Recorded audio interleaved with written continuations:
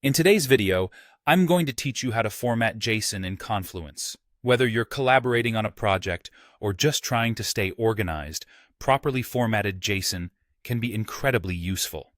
It helps colleagues easily understand your data structure at a glance. Let's make this process simple and straightforward. First, open up your preferred web browser.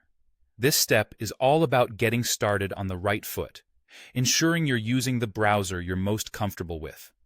Once you have your browser up and running, the next thing you need to do is search for Confluence. You can either type Confluence directly into your search engine or go straight to the Confluence website if you know the URL by heart. After you've navigated to Confluence, it's time to log in. Enter your credentials or, if you're new to Confluence, sign up for a free account. Don't worry, signing up is quick, and once you're logged in, you'll have access to all the features you need. With that done, the next step is to navigate to the specific page in Confluence where you want to add your JSON data. Once you have the page open, you'll want to click on Edit.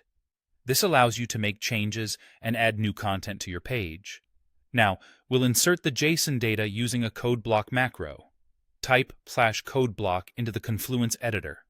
In case the code block option doesn't appear automatically, it might mean that you need to install a third-party app from the Confluence marketplace. This step can vary depending on your organization's Confluence setup, so if needed, take a moment to install any necessary add-ons.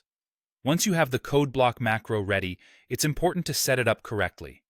In the macro settings, you'll find a drop-down menu labeled Language.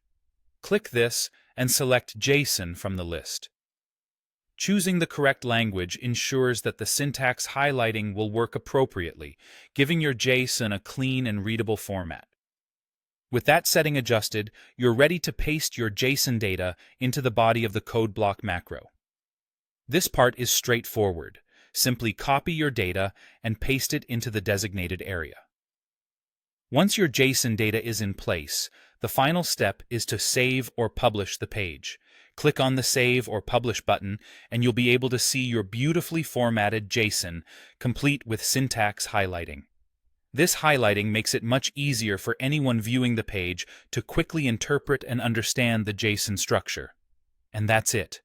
By following these steps, you have seamlessly added and formatted JSON within Confluence, helping to enhance collaboration and data utilization.